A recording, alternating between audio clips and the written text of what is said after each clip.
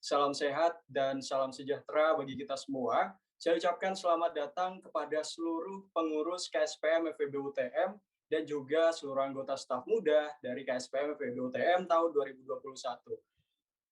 Puji syukur kehadirat Allah Subhanahu wa taala yang telah memberikan kesehatan serta karunia-Nya kepada kita semua sehingga kita dapat berkumpul secara daring begitu ya dalam keadaan sehat walafiat pada acara Ngopi Saham KSPM FEB UTM di episode pertanggal hari Jumat 24 September tahun 2021 di mana untuk Ngopi Saham episode kali ini kita akan membahas mengenai memahami lebih dalam tentang trend analysis gitu ya, atau kalau di bahasa Indonesianya gitu, trend analisis teknikal. Wah, karena memang penting sekali ya teman-teman untuk bisa mengetahui apa sih basic skill yang harus kita pahami untuk terjun di dunia saham gitu.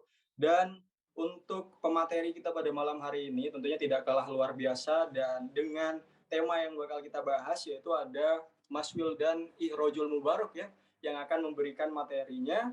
Dan mungkin nih sedikit apa ya, TP-TP dulu lah sebelum kita mulai acaranya biar nggak tegang teman-teman.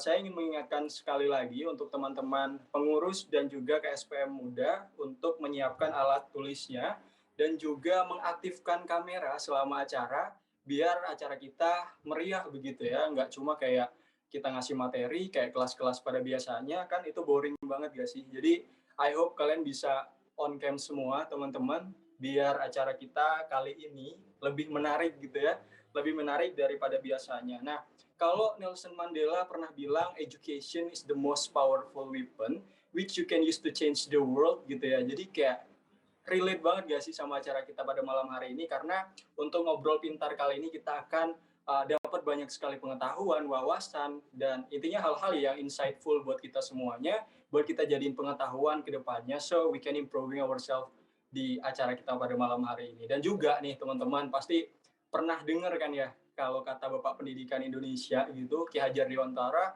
beliau pernah berkata bahwa jadikan setiap orang nih sebagai guru dan jadikan setiap rumah dan tempat sebagai sekolah. Jadi sekali lagi jangan lupa untuk terus berproses di KSPM FEB ini karena di sini adalah tempat yang sangat apa ya bisa dibilang mahal lah gitu ya dan orang-orang di dalamnya juga luar biasa gitu. Jadi it's really important for us buat memaksimalkan apa yang ada di sini. Jadi biar nggak malam-malam, uh, jangan lupa teman-teman sekali lagi saya ingatkan untuk mengaktifkan kamera dan menyiapkan alat tulisnya ya teman-teman. Ini yang on cam baru 2 nih kayaknya. Cuma moderator sama pematerinya. Mungkin nih bisa on cam dulu nih. Biar seru gitu ya, biar bisa lihat teman-temannya. Wah lagi apa nih gitu.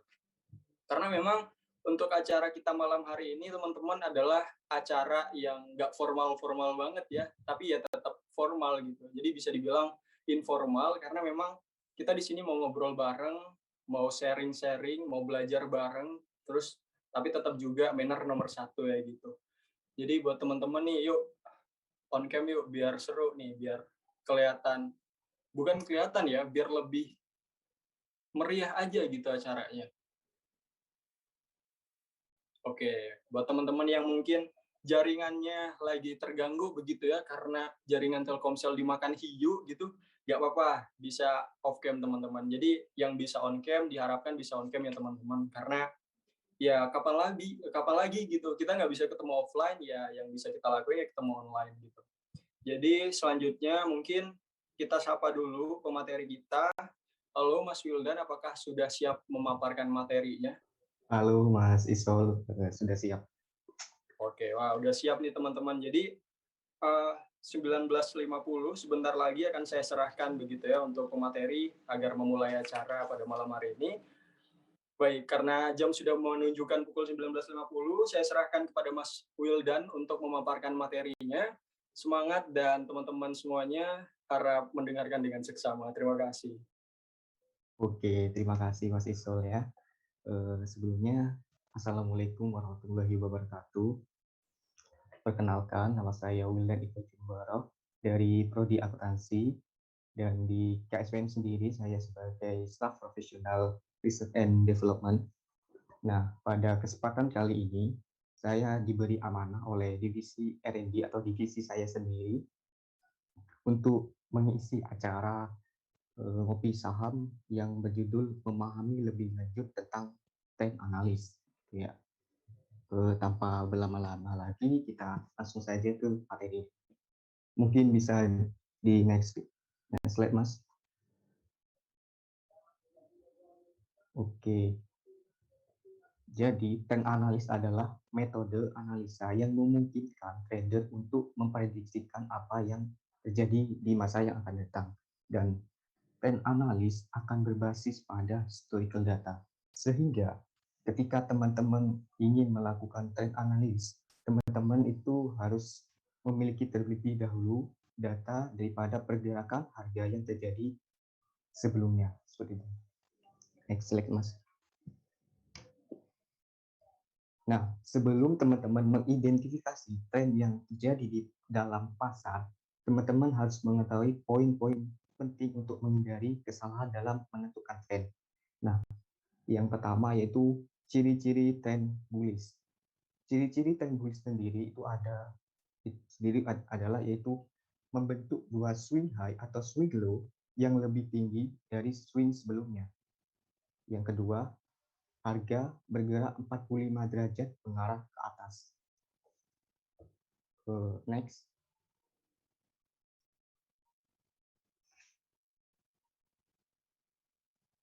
Lalu, ciri-ciri dari trend bearish adalah kebalikan dari ciri-ciri trend bullish. Ketika bullish membentuk dua swing low dan dua swing high dan dua swing low yang lebih tinggi dari sebelumnya. Nah, jika trend bearish adalah membentuk dua swing high atau swing low yang lebih rendah dari swing sebelumnya. Yang kedua tentunya harga bergerak 45 derajat mengarah ke bawah. Nah, selanjutnya ciri-ciri trend sideways, yaitu harga bergerak berkonsolidasi atau bergerak di dalam suatu way karena kekuatan dari supply dan demand hampir sama. Nah, kalau misalkan trend bullish itu adalah demand yang menguasai pasar. Nah, jika trend bearish itu adalah supply yang menguasai tekanan di dalam pasar itu sendiri. Oke, di next. Nah, sebelum kita mempelajari trend analis lebih dalam, kita harus mengetahui terlebih dahulu apa itu swing. Nah, di dalam menentukan pembalikan arah sementara akan membentuk namanya titik swing. Titik swing ini ada dua tipe, yaitu swing high dan swing low. Sehingga ketika harga kembali turun akan membentuk titik swing high sebelum harga kembali naik. Dan harga akan membentuk yang namanya swing low.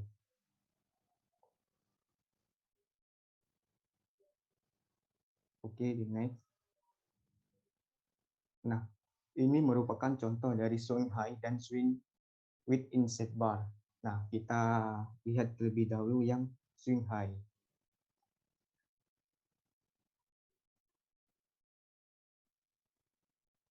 Nah, ketika harga bergerak, belum mas. Nah, ketika harga bergerak mengarah ke atas dan candlestick berikutnya yang nomor 3 ini berhasil menembus titik yang paling rendah dari pada bukan mas, ini salah kayaknya mas, yang swing high mas.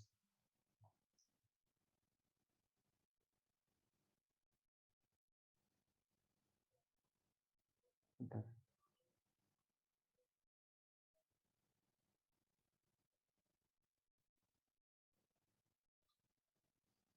Ini swing low ini mas, swingnya gak ada ya.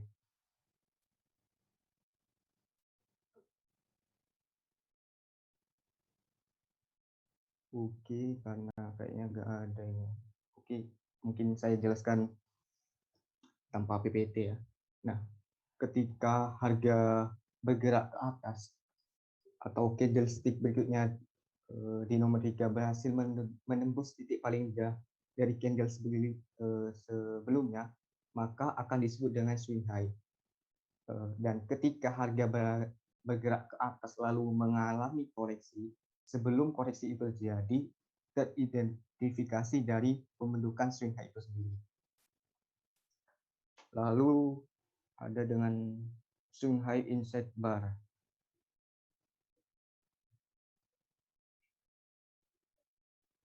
swing line dengan inset bar ketika harga sudah bergerak mengarah ke atas sebelum mengalami koreksi candlestick berikutnya, dan candlestick nomor 3 ini masih berada di dalam range candlestick nomor 2 sehingga akan membentuk yang namanya inset bar. Lalu jika terjadi seperti ini bahwa swing high belum tervalidasi,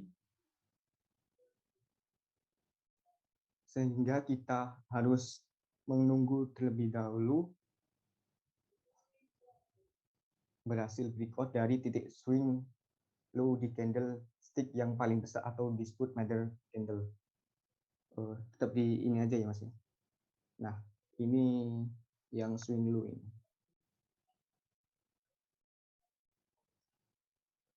Nah, begitu juga dengan pembalikan arah harga dari pergerakan koreksi menjadi pergerakan yang menguat. Nah, itu identifikasi dari pembentukan swing low. Swing low itu sendiri terbentuk ketika candlestick yang paling rendah dilanjutkan dengan candlestick yang berikutnya yang berhasil menembus titik high. Jadi jangan salah teman-teman, harus mengingat bahwa validasi dari swing high adalah candlestick berikutnya menembus titik low. Validasi dari swing low adalah candlestick berikutnya berhasil menembus atau break di titik high. Nah, seperti itu. Nah, begitu juga dengan inset bar. Nah, ini ada swing low dengan inset bar sehingga ada satu candlestick yang paling besar atau disebut dengan mother candle, dan candlestick berikutnya tidak langsung break atau daripada titik yang paling rendah ini sehingga akan membentuk inset bar. Nah, validasinya candlestick inset bar ini diharuskan breakout daripada titik high candlestick yang paling besar atau disebut dengan mother candle. Next, Mas. Nah, ini adalah contoh bullish trend, teman-teman. Jadi, bullish trend itu akan membentuk higher peak dan higher trough, atau swing high yang lebih tinggi atau swing low yang lebih tinggi. Nah, higher peak dan higher trough ini cenderung akan bergerak di dalam tren yang 45 derajat mengarah ke atas. Nah, kalau kalian lihat di situ kan ada tulisan T, ada tulisan P, ada HP dan juga HT. Jadi T di sini itu ada top dan P di sini adalah peak. Artinya top di sini adalah titik bawah dan peak itu adalah titik atas. Dan kemudian HT itu adalah higher top. Artinya top yang lebih tinggi dari top sebelumnya. Di sini juga ada HP, artinya sendiri itu adalah peak yang lebih tinggi dari peak sebelumnya. Nah, kalau kalian perhatikan, di sini adalah formasi yang menunjukkan bahwa harga itu bergerak naik ke atas. Jadi formasinya yaitu target, peak, higher target, higher peak, higher target, higher peak. Seperti itu. Bisa di next, Mas.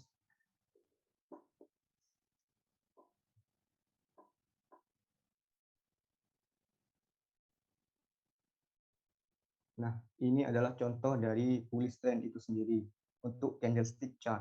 Sehingga ketika kita berhasil coding dari titik T ini, kita dari titik swing low pertama ini dan swing low yang kedua ini adalah titik higher trough atau higher low, itu bisa kita sebut dengan bullish trend. Dan selanjutnya bisa dilihat, Mas.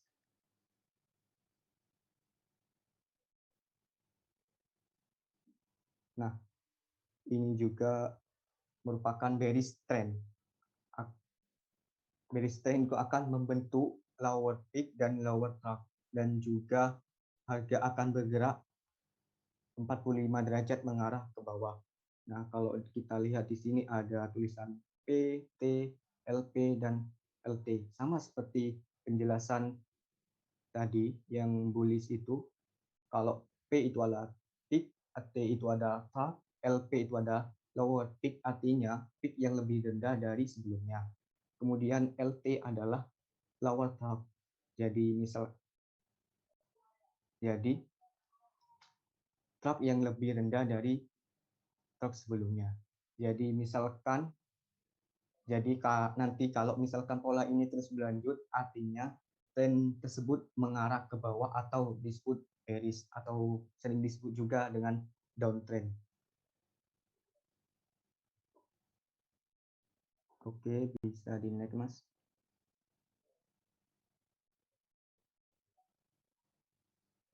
Ini adalah contoh dari pergerakan harga bearish.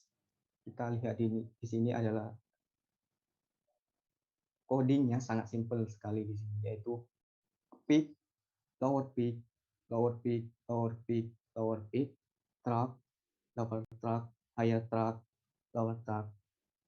Nah, ini akan disebut dengan resistance. Secara kasat mata kita bisa lihat kalau arah harga itu bergerak 45 derajat mengarah ke bawah. Oke, next, Mas.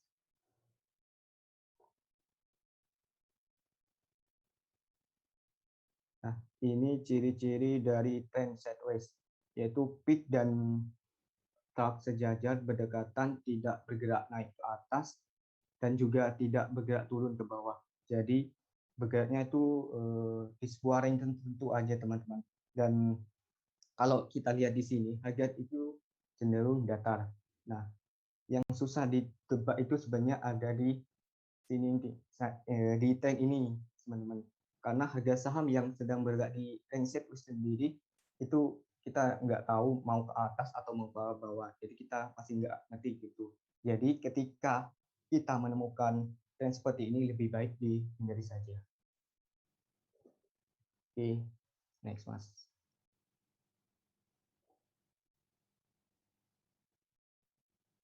Ini adalah contoh dari sideways itu sendiri. Jadi harga akan bergerak di dalam suatu range yang merupakan area support dan resisten. Harga akan terus-menerus di dalam area tersebut, maka harga akan disebut sebagai sideways.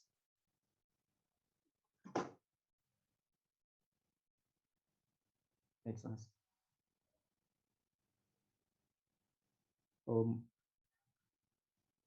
Oke, sekian materi yang kali ini. Semoga kalian dapat mempelajari dengan baik untuk meningkatkan skill teman-teman dalam menganalisa pergerakan harga saham di dalam tren itu sendiri.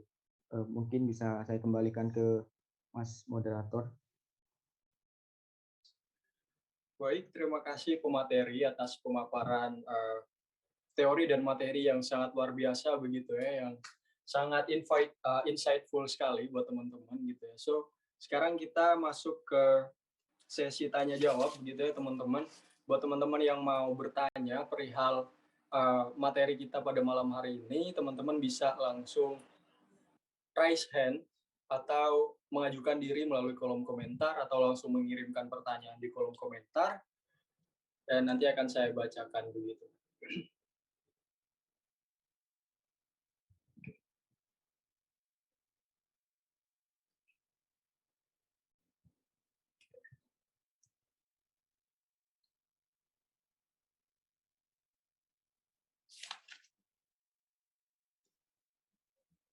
Oke, baik. Ini udah ada yang nanya ya, satu namanya Ana gitu ya. Jadi silakan untuk langsung on mic dan langsung bertanya kepada pemateri kita pada malam hari ini. Silakan. Baik, Kak. Sebelumnya terima kasih untuk kesempatannya karena telah mengizinkan saya bertanya. Di sini saya akan bertanya tentang mengenai apa itu namanya tren tadi. Seperti yang kita ketahui, tren itu ada banyak ya. Nah, bedanya apa sih untuk tren yang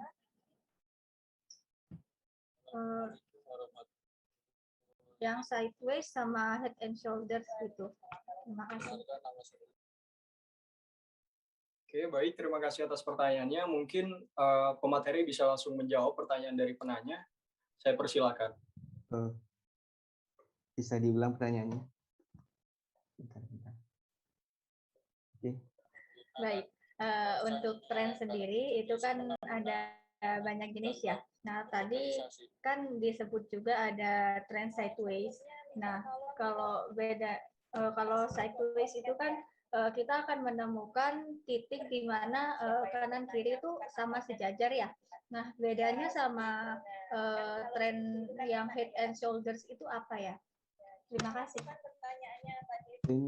Tren apa? Tren apa? Tren as shoulders. Head and shoulders. Bentar. Kayaknya Bagaimana pemateri mungkin masih belum jelas pertanyaannya atau mungkin ada yang perlu diluruskan begitu saat pemaparan tadi? saya mau tanya. Sebelumnya Tren as gini, shoulders. kalau sebenarnya ada sih apa itu namanya, kalau kita gabung gitu sama grup yang membahas tentang trading atau belajar-belajar tentang tren gini, nah itu kadang ada yang ngebahas gini, trennya sekarang tuh masih head and shoulders. Nah, jadi kita tuh harus jaga-jaga dulu. Maka dari itu kayak saya tuh mengalami kebingungan sebenarnya head and shoulders itu dengan apa sideways itu sama atau enggak sih kayak gitu. Makasih. Oke. Oh, head and shoulders atau disebut dengan major reversal pattern ya. Oke. Jadi itu kayaknya berbeda. Kalau major atau disebut apa tadi pola hand and shoulders itu adalah dikenal, mungkin kalau dikenalnya itu major reversal pattern, yang artinya di mana pola pembalikan tren atau perubahan arah tren pasar. Jadi kayaknya beda dengan tren sideways, karena kalau tren sideways itu trennya itu masih tetap di situ aja, di harga-harga itu aja. Kita tidak bisa kalau di sideways itu tidak bisa menentukan itu akan naik atau turun, seperti itu sih. Atau ada yang kurang jelas bisa ditanyakan kembali. Oke, baik. Mungkin Baik Kak, terima kasih. baik.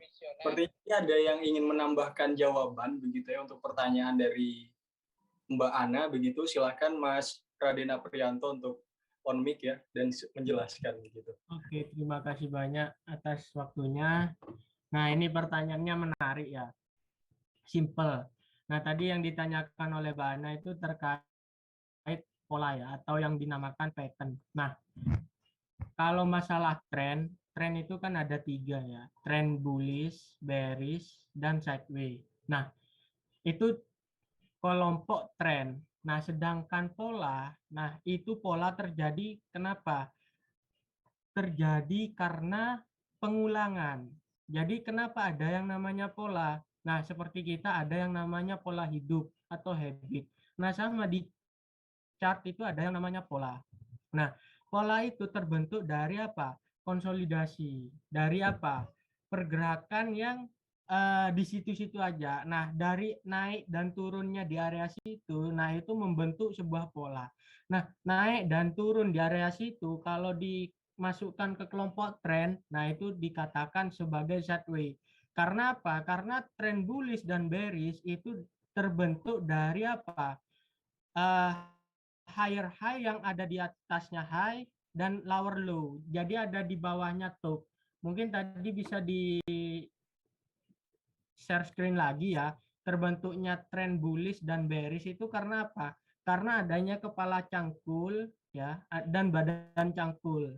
Nah, kalau kepala cangkul dan badan cangkul yang konstan mengarah 45 derajat, nah itu yang dikatakan tren bullish dan bearish. Sedangkan pattern itu kan tidak 45 derajat, tapi apa? Konsolidasi atau sideways. Jadi ya kategori pattern terbentuk itu dari apa? Dari sideways, seperti itu. Mungkin itu saja yang bisa saya tambahkan ya. Terima kasih. Baik, Kak. Terima kasih. Oke, baik. Terima kasih atas tambahannya, Mas Raden Aprianto. Semoga jelas ya penjelasannya untuk Mbak Ana. Selanjutnya ini ada yang bertanya kembali dari Hesa Firdaus. Silakan untuk on mic dan langsung bertanya. Saya persilakan. Di sini saya mau nanya tentang support resisten, Kak. Yang dimaksud support resisten itu apa, Kak? Oke, jadi bisa langsung saya jawab ini. Oke, jadi support resisten adalah di mana kita, kalau resisten itu di mana kita menjual saham, kalau support itu di mana kita membeli suatu saham itu sendiri. Seperti itu sih. Oke, wah. Bagaimana? Apakah sudah terjawab, Hesa Firdaus? Sudah, Kak, sudah. Oke. Baik, selanjutnya ada yang bertanya kembali, Ahmad Amir Hamsyah gitu ya. Dipersilakan untuk langsung mengutarakan pertanyaannya. Baik, Kak. Saya mau bertanya, Kak. Dalam technical analysis kan ada yang namanya time frame. Kalau untuk analisis saham itu idealnya kita analisa di time frame berapa ya, Kak? Makasih, Kak. Baik, terima kasih atas pertanyaannya. Apakah sudah jelas pemateri? Sudah jelas. Kalau trend frame sendiri itu menyesuaikan trading kita. Jadi kita mau main time frame 5 menit atau 15 menit atau 30 menit. Jadi kita balik ke diri kita sendiri, itu mau main ke time frame mana.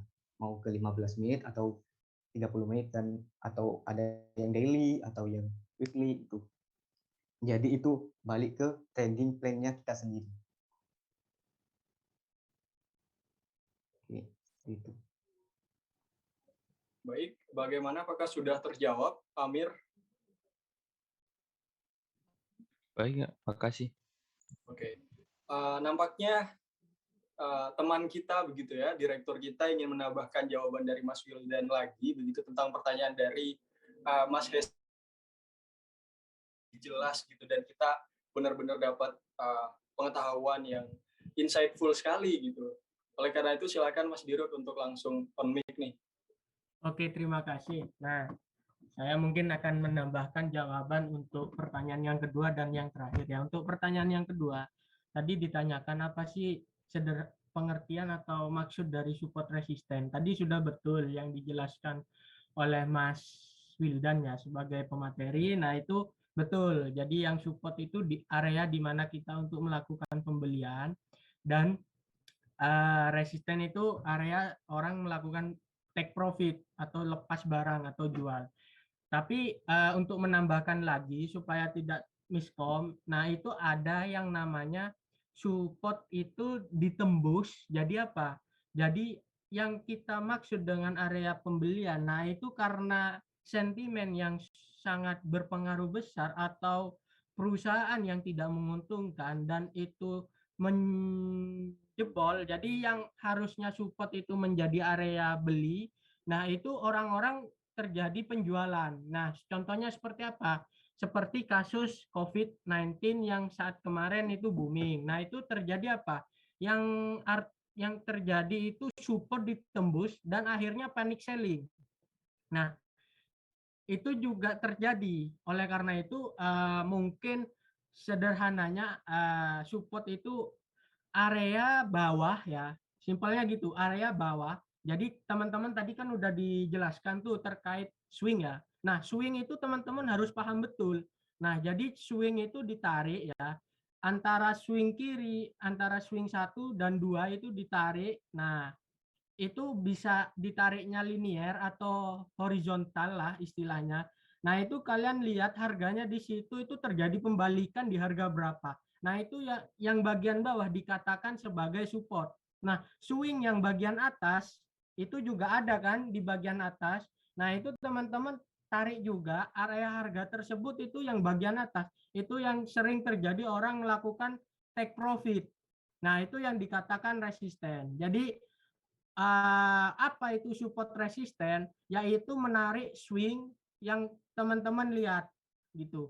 Jadi teman-teman harus tahu betul swing itu di mana sih harganya. Nah, nanti harga swing itu yang sering terjadi pembalikan arah gitu loh. Nah, realitanya terkadang kalau emang sentimennya benar-benar positif banget atau negatif banget, itu biasanya swingnya akan melebihi swing sebelumnya. Nah, itu teman-teman belajar dari situ aja. Mungkin itu untuk support resisten. Dan yang terakhir, time frame ya. Nah, itu time frame betul. Kita di sini ada yang namanya time frame. Nah, time frame itu apa? Periode. Jadi time frame ini ada yang 5 menit, 30 menit, 1 jam, 4 jam, sejam, sama 1 hari, mingguan, dan bulanan. Bahkan tahunan ada. Nah, apa yang cocok untuk kita? Maksudnya apa? Itu tergantung dari pasar marketnya juga. Misalkan kalau misalkan seperti saham ini. Nah, saham ini orientasinya ke harian. Jadi kenapa harian? Karena setiap jam, setiap 30 menit terkadang saham itu tidak bergerak. Gitu loh. Jadi percuma teman-teman setup periode 30 menit, tapi dalam 30 menit itu tidak terjadi transaksi. Jadi ya percuma. Oleh karena itu kalau saham itu biasanya harian gitu loh. Beda ceritanya dengan instrumen yang lain, misalkan seperti komoditas, pasar uang, dan sebagainya. Bahkan kripto pun itu karena apa kok per 5 menit aja itu gerak ada candle ya, karena di 5 menit itu terjadi transaksi. Nah, oleh karena itu untuk time frame saya bisa menjawabnya seperti itu. Mungkin nanti bakal ada sesi khusus. Mungkin itu Mas moderator. Terima kasih Mas Faisal. Baik, terima kasih atas tambahan jawabannya Mas Raden Aprianto ya, sangat insightful sekali gitu buat kita semua. Jadi buat teman-teman nih mungkin ada yang mau bertanya lagi kepada pemateri kita gitu tentang tema kita gitu ya. Kalau dari tadi kayaknya yang nanya nih staf muda semua gitu ya, anggota muda. Ini dari pengurus nih udah tahu apa gimana nih? Tahu mau saya tunjuk nih ya satu-satu nih kalau tidak ada yang punya inisiatif bertanya begitu. Ini pada off cam semua nih, pada tidur kali ya. Ayo yang mau nanya sebelum saya tunjuk yuk. Oke. Karena ini kan lagi malam minggu gitu ya. Oh belum, malam Sabtu gitu. Jadi belum pada malam mingguan kan, seharusnya ini harus aktif nih, proaktif buat tanya gitu. Biar apa ya? Biar kita dapat banyak itu gitu, wawasan gitu ya. Insightful baru gitu. Biar hari-hari kita produktif gitu teman-teman. Oh ya, mungkin sambil nunggu teman-teman nanya nih Mas pemateri. Mungkin kalau saya mau nanya nih alasan sederhana gitu ya. Kenapa saat kita melakukan apa ya namanya kayak aktivitas pembelian atau penjualan saham gitu, kenapa sih kan ada tuh namanya orang yang beli saham karena memang pengen berinvestasi dalam artian jangka panjang gitu ya, dan juga ada yang kayak bisa dibilang jangka pendek gitu. Nah, menurut Mas pemateri nih, penting nggak sih untuk orang-orang yang dalam artian membeli saham tapi dia tuh orangnya pengennya jangka panjang gitu, penting nggak sih buat tetap memperhatikan atau tetap mempertimbangkan tentang tren analis ini gitu? Oke, saya akan langsung jawab ya. Menurut saya sendiri itu penting ya. Kenapa penting? Kalau misal kita nggak tahu tren itu sendiri, kita asal beli itu, misal kayak mau beli Unilever, kan itu bagus kan sahamnya, tapi kita nggak tahu itu trennya lagi apa. Nah, kita beli di harga pucuk, misal kayak sekarang dulu Unilever itu masih jaya-jayanya, kita beli di harga pucuk. Orang-orang pasti bilang, orang fundamentalnya itu bagus, tapi mereka nggak melihat kalau secara secara pergerakan harga sahamnya atau secara arahnya itu mau kemana. Nah, itu kesalahan dari orang-orang yang tidak memikirkan arah tren itu sendiri. Jadi kalau kita mau investasi jangka panjang, kita harus memikirkan juga arah tren itu sendiri biar nggak rugi. Mungkin itu sih. Wah, oke, terima kasih jawabannya Mas Pemateri ya, sangat insightful sekali tentunya gitu, karena memang untuk program kerja Ngopi Saham ini memang tempatnya buat kita belajar lebih ya teman-teman. Jadi ya eman gitu kalau nggak dipakai buat saling sharing gitu, apalagi di sini ada yang udah profesional gitu ya, ada yang pro gitu di bidangnya kayak Mas Dirut, terus juga pemateri dan lain sebagainya. Jadi buat teman-teman yang nggak nanya eman banget sih. Ya mungkin ada yang mau nanya nih, atau boleh nggak sih nanya di luar topik gitu? Mungkin boleh sih, dalam artian ya tetap nyerempet gitu ya. Kalau ntar yang keluar banget biar dijawab sama Mas Dirut yang sangat luar biasa tadi gitu. Mungkin teman-teman mau ada yang nanya lagi?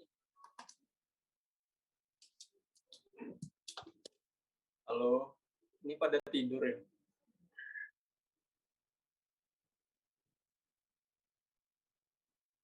Kak izin bertanya. Oke, ini ada yang nanya nih. Dari Ferdianto Faza Saputra, Kak izin bertanya, bandarmologi itu apa ya? Oke, bagaimana pemateri, apakah siap untuk memberikan jawaban? Bandarmologi, apa ya tadi? Bandarmologi, ya benar. Atau mungkin Mas Raden Aprianto pengen bantu atau pemateri dulu nih? Ya lempar aja ke Mas siapa ini? Mas Raden aja kalau bandar ini. Gimana nih Mas Raden? Waduh, iyalah. Oke deh. Dari mungkin ada Andi ya di sini ya, ada dari divisi R&D, mungkin Kadifnya bisa bantu jawab mungkin kalau ada. Nah, misal nggak ada ya supaya apa ya? Supaya adalah yang menjelaskan lagi gitu selain saya. Mas Andi ada nih. Mas Dirut, gimana Mas Andi? Halo? Apakah masih di tempat Mas Andi?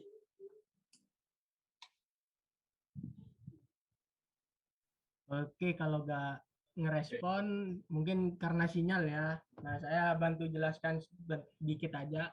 Bandarmologi itu apa? Nah, simpelnya itu seperti kalau kita di industri konvensional ya, ibaratnya kita buka usaha reseller ya. Nah, reseller. Nah, di reseller itu kan ada yang namanya grosir ya.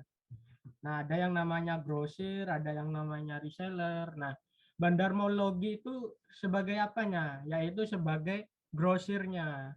Jadi di atasnya grosir itu ada apa ya namanya? Nah, itu yang dikatakan sebagai bandarmologi. Jadi di pasar saham itu juga ada seperti itu. Nah, di pasar saham siapa grosirnya atau big fund-nya lah istilahnya, yaitu instansi. Instansi itu ibaratnya seperti perusahaan-perusahaan yang udah besar. Jangankan yang udah besar ya, seperti startup aja itu ada apa? Equity manajernya. Jadi yang mengelola keuangan perusahaan supaya apa? Diputar uangnya di pasar modal. Nah, itu kan nggak kecil ya duitnya ya.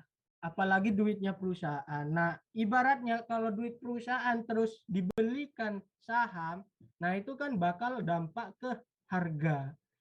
Karena apa? Karena ya harga itu dipengaruhi oleh apa? Demand dan supply.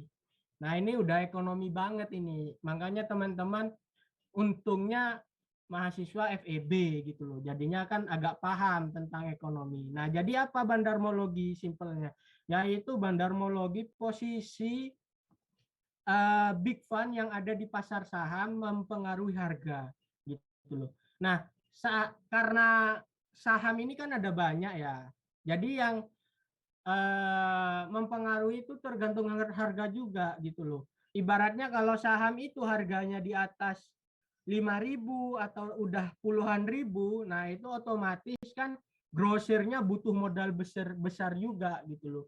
ibaratnya udah puluhan miliar atau udah sampai triliun gitu loh. Nah, tapi kalau saham yang harganya 200 perak, 100 perak, nah dengan duit 100 juta aja itu udah mempengaruhi ke harga saham gitu loh. Kan di sana ada yang namanya bid dan offer gitu loh. Jadi teman-teman misalkan saya modal 10 juta, Kak. Nah, terus teman-teman beli saham yang harganya berapa? 100 perak, 50 perak per lembarnya, itu juga udah bisa gitu loh. Dikatakan sebagai apa? Bandar. Coba kalau nggak percaya. Misalkan teman-teman cari yang harga saham berapa ya? 80 perak atau saya lihat saham yang murah ya. Seperti hari ini ini saham yang murah dan transaksinya agak tinggi yaitu nggak ada. Andi, coba saham Andi. Berapa harganya itu? 50. Nah, 50 perak. Nah, 50 perak di situ kan ada bid offernya. Nah, teman-teman nggak punya barang kan, mau beli ceritanya. Nah, ya sudah teman-teman beli di situ. Step by step. Jadi misalkan sekarang harganya 50 perak. Di situ ada jumlah lot yang terjual 51 perak, misalkan ada yang jual 10 lot misalkan. Ya sudah teman-teman beli. Nanti di 52 ada yang jual 15 lot. Nah, teman-teman beli, nanti itu harganya bakal naik gitu loh. Jadi itu sudah dikatakan bandarmologi gitu loh. Tapi ya bandarmologi sederhana. Tapi kalau secara garis besarnya yaitu teman-teman kalau secara objektif itu lihatnya di mana? Broker Zoom. Nah, ini udah mungkin bandarmologi sih sesi khusus biar gak kemalaman. Mungkin itu aja yang saya bisa jelaskan. Saya kembalikan ke Mas Faisal. Terima kasih. Oke, baik. Terima kasih atas jawabannya, Mas Direktur kita, gitu ya, Mas Raden Aprianto. Ini ada pertanyaan lagi nih, Mas pemateri, dari Givari Maulana. Kak izin bertanya, analisa tren dan candle tersebut dapat diterapkan di binary option, Kak? Oke. Bagaimana nih, pemateri? Oke, langsung saya jawab aja ya. Jadi, kalau di binary option tuh bisa kan sama-sama toh ada candle-nya juga, ada trennya juga. Jadi kalau menurut saya itu bisa. Untuk binary option itu mungkin next pertemuan aja ya. Oke. Oke, baik. Bagaimana? Siapa tadi yang nanya? Givari Maulana, semoga terjawab ya.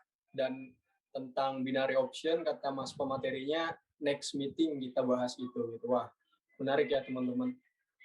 Mungkin ada yang mau nanya lagi nih. Oke, Ana mau nanya lagi. Ini langganan member ya. Gitu. Ya, silakan langsung diutarakan pertanyaannya.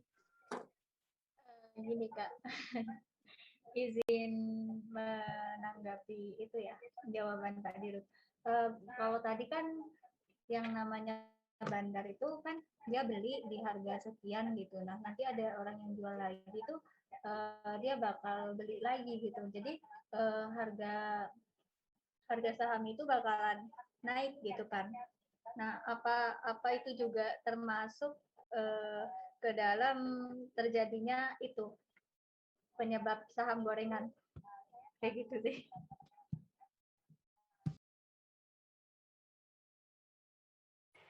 Oke, baik. Pertanyaannya sangat menarik ya.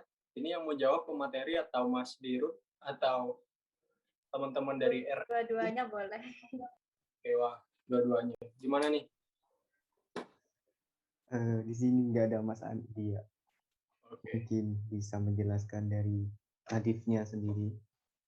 Oke. Kalau soal bandarmologi kayaknya kurang tahu gitu. Mungkin Mas Pio mau jawab lagi nih. Kasihan biar nggak ada yang Terima bingung. kasih. Ya udah langsung saya jawab ya. Simple ya pertanyaannya. Saya langsung bisa jawab ya. Tapi apa yang dikatakan saham gorengan? Nah, saham gorengan itu saham yang harganya atau saham tersebut itu apa? Sering digerakkan secara masif gitu loh.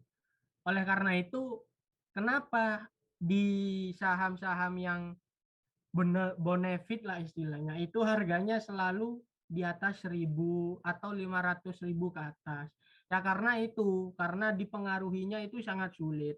Nah, sedangkan saham gorengan, saham-saham yang mungkin harganya di bawah 100 perak, 200 perak kayak gitu.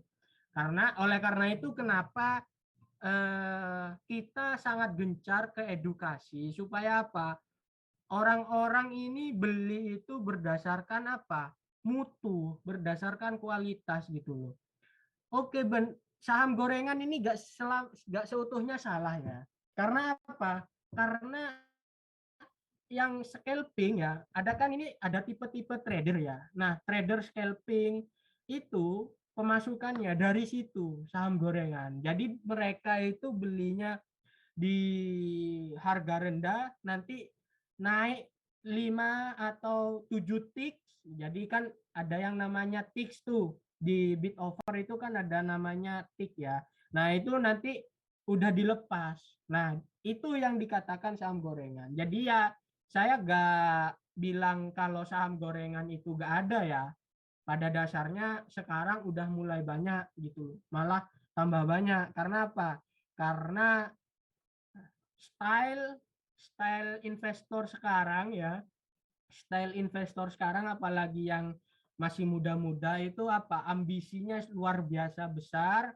Dia sangat berani untuk masuk ke saham gorengan gitu. Nah, kalau resikonya udah dikelola dengan baik, gak masalah. Tapi yang terjadi apa? Banyak yang bangkrut juga. Nah, terus kalau udah ludes, sahamnya yang disalahin, pasar modalnya yang disalahin, industrinya yang disalahin. Jadi ya itulah yang apa ya sangat disayangkan. Mungkin itu yang bisa saya jawab, Mas Faisal. Terima kasih.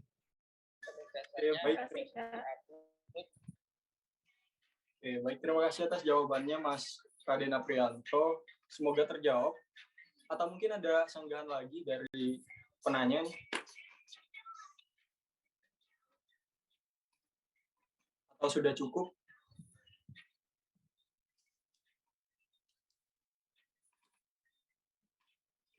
Mungkin sudah cukup sepertinya. Ini ada yang nanya lagi nih dari Ferdianto Fazda Saputra. Kak, izin tanya lagi, window dressing itu apa ya? Dan apa kaitannya sama bulan Desember?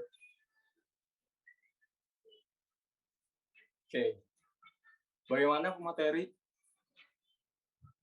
Apakah masih relate dengan materi yang disampaikan atau ingin diserahkan kepada yang lebih profesional lagi? Atau yang lebih tahu? Sejujurnya ini tidak relate ya sama trennya. Mungkin bantu jawab sedikit aja sih. Window dressing itu adalah kayak strategi untuk mempercantik portofolio kita gitu, dipoles agar kelihatan menarik gitu sih. Dipoles untuk agar menarik di mata investor dan pemegang saham.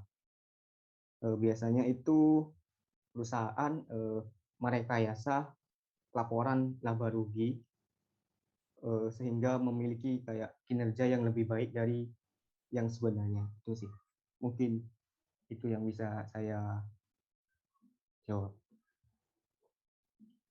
Baik, terima kasih atas jawabannya. Semoga terjawab ya dari siapa tadi yang nanya, lupa. Bentar. Dari Ferdianto Faza. Atau mungkin Mas Dirut mau menambahkan lagi atau sudah cukup mungkin jawaban dari pemateri kita? Oke, nambahkan dikit aja ya. Terus Mas Faisal itu di sebelum pertanyaan Mas Ferdianto itu kayaknya ada pertanyaan dari pengurus kalau nggak salah. Nah itu mungkin nanti bisa dijelaskan. Nah untuk menjawab pertanyaan yang Mas Ferdianto ini, kan ini apa yang ditanya? Kaitannya dengan bulan Desember. Nah bulan Desember itu pada penanggalan Masehi bulan Desember itu kan termasuk akhir tahun ya. Nah, window dressing itu adalah salah satu aksi korporasi ya. Itu salah satu strategi perusahaan. Jadi perusahaan itu kan setiap tahunnya ada laporan keuangan ya, laporan annualnya. Jadi ada laporan per tahun. Nah, di situ kan diterbitkan. Jadi laporan tahunan itu kan terbitnya selalu akhir tahun ya. Nah, di situ mereka melakukan window dressing. Jadi mereka melakukan apa? Neracanya, alur kasnya, terus itunya. Nah, itu diaudit. Nah, diefisienkan. Jadi misalkan budgeting segini. Nah, itu dikalkulasi sebagaimana laba ruginya itu bagus gitu loh. Nah, dengan laba rugi yang bagus, nah itu kan apa? Menarik investor. Oh, perusahaan ini nih prospek gitu loh. Nah, dengan yang dilabeli dan membuat daya tarik seperti itu, akhirnya kan semakin banyak investor-investor itu melakukan pembelian di perusahaan tersebut. Nah, dengan banyaknya pembelian yang meningkat, akhirnya kan terjadi kenaikan harga.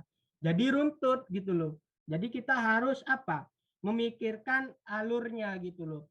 Alurnya gitu. Window dressing ini apa? Strateginya. Jadi kenapa harga itu bisa naik? Kan pasti ada faktor pengaruhnya, yaitu bagaimana caranya, yaitu dengan neraca keuangannya harus bagus. Nah, nanti tinggal prospek bisnisnya gimana, terus bagaimana menginfluence-nya itu. Nah, jadi kan Recording in nantinya dampak ke progress. sana gitu loh. Recording stopped. Jadi mungkin itu saja yang bisa saya jelaskan, Mas Isol. Mudah-mudahan terjawab. Baik, terima kasih atas penjelasannya Mas Radina Prianto. Semoga terjawab ya untuk Firdianto. Selanjutnya ini ada pertanyaan lagi dari Rista Firsti Anggra ini. Kak izin bertanya bagaimana metode untuk memastikan suatu tren pergerakan harga saham false break atau tidak? Oke, langsung saya jawab.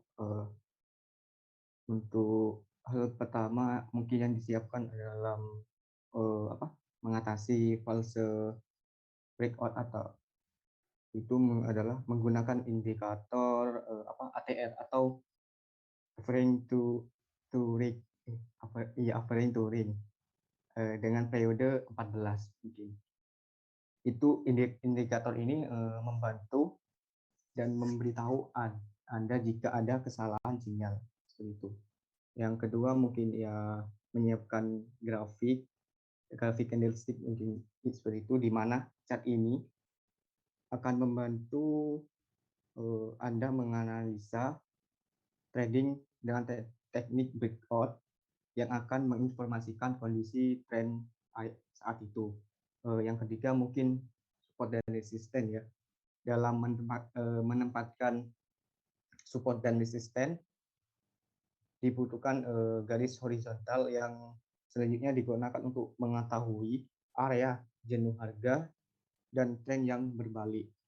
Nah, dengan mengetahui kondisi tren yang terlebih dahulu, mungkin teman-teman tentu memiliki waktu untuk menemukan cara jika terjadi breakout.